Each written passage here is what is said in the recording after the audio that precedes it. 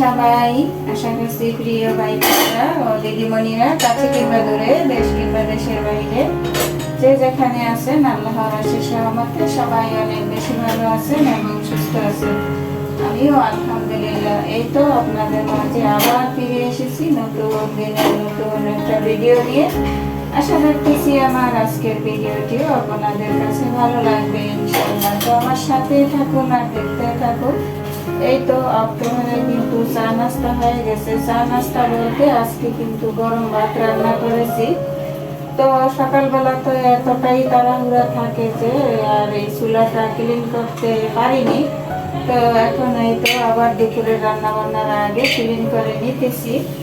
তো চুলা বলেন আর হাঁড়ি পাতি যেটাই বলেন আমাদের আসবাবপত্র, সেগুলো একটু ক্লিন করা থাকলে ভালো লাগে কাজ করতে, ভালো লাগা কাজ করে আর কি। আর নোংরা পরিষ্কার থাকলে কিন্তু সেভাবে ভালো লাগে না কাজ করার জন্য।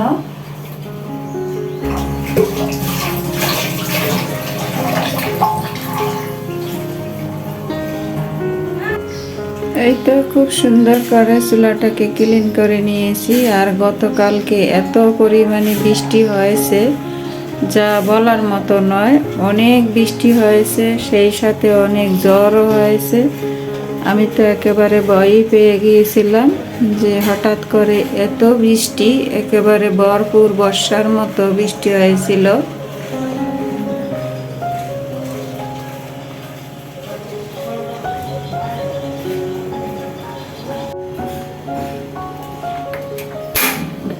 খুব ভয়ে ভয়ে রান্না বান্না করছি, কেন জানেন? গ্যাসও শেষ পর্যায়ে।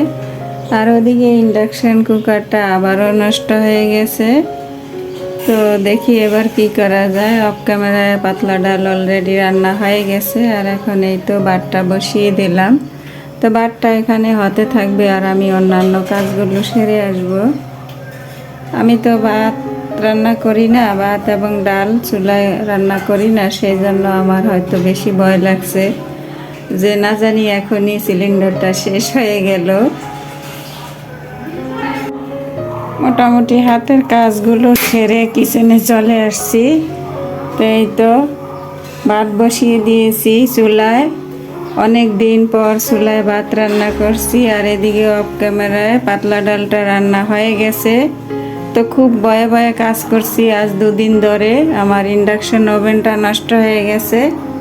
তা আমার তো চুলায় রান্নার অভ্যাস নেই, বিশেষ করে ভাত আর ডাল। আমি তো শুধুমাত্র তরকারি রান্না করি, তা তো আপনারা দেখতেই পান। তো সেই জন্য হয়তো আমার একটু বেশি ভয় লাগছে, না জানি এখনই সিলিন্ডারটা শেষ হয়ে যাবে। এই হলো আমার অবস্থা। তো ভাত আর ডাল কিন্তু সমান সমান সময় লাগে, প্রায় 1 ঘন্টা লাগে ভাত আর ডাল রান্না করতে। তো সেই দিক দিয়ে হয়তো একটু বেশি ভয় পাচ্ছি, তারপরেও আল্লাহ ভরসা, দেখি কি হয়। তো এবার দেখা যাক ইন্ডাকশন ওভেনটা কি ঠিক করা যাবে কি না, বা নতুন আরেকটা নেব কিনা। তো এই তো এখানে ভাতটা হতে থাকবে আর আমি অন্যান্য টুকটাক কাজগুলো করে নেব। ভাত হইতেছে পাশের চুলায়। আর এই তো ক্যামেরায় রান্না বসিয়ে দিয়েছি। আজকে রান্না করব কাঁচা কাঁঠাল। তো আমাদের দেশে কাঁচা কাঁঠাল রান্না করলে সেটাকে বলে পাচন। তো আমি সেইভাবে বড় আয়োজন নয় আমার, একেবারেই ছোট একটা কাঁঠাল একজনে দিয়েছে আমার মেয়ের জন্য। আমার মেয়ের কিন্তু খুব পছন্দ কাঁচা কাঁঠাল খাওয়া। কাঁচা কাঁঠাল খাওয়া মানে রান্না করে আর কি খাওয়া। তো আমাদের পরিবারের সবারই পছন্দ রান্না করে কাঁচা কাঁঠাল খাওয়া বা পাচন খাওয়া, যেটাই বলি না কেন। তো আমি সব ধরনের মশলাপাতি দিয়ে কষিয়ে নিয়েছি। তো আর 2 দিন ধরে আমার শরীরটা খুবই খারাপ লাগছে, সেজন্য গতকালকে ভিডিও দিতে পারিনি। তো আমার আপুরা, ভাইয়ারা, দিদিমণিরা যে যেখানে বসে আমার এই ভিডিওটি দেখছেন, তো প্লিজ দেখার শুরুতেই একটা লাইক দিয়ে পুরো ভিডিওটি কন্টিনিউ করবেন। সবাই সবার পাশে থাকবেন, সবাই সবাইকে সাপোর্ট করবেন। এই তো আমি একেবারে ছোট কাঁঠালটা ছিল, তার মধ্যে আবার 2-3 দিন বাসায় ছিল, সেজন্য অনেকটা নষ্ট হয়ে গেছে।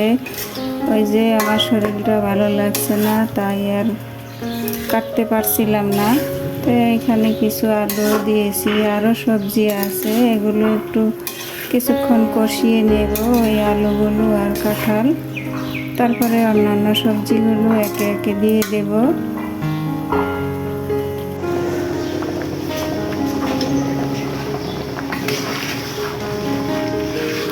একে একে সব সবজিগুলো দিয়ে রান্নাটা প্রায় করে নিলাম।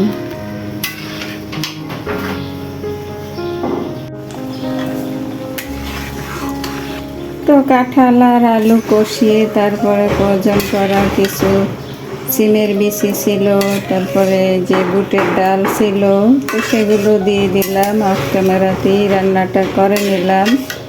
তো রান্না বান্না তো কম বেশি আমার সব আপুরাই জানে। তো ওই যে বললাম না, আমার শরীরটা তেমন একটা ভালো লাগছে না, তাই সেভাবে আর শেয়ার করতে পারিনি।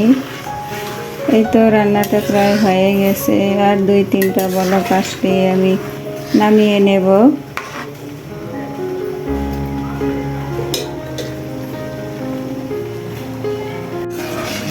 এই তো অবশেষে রান্নাটা হয়ে গেল।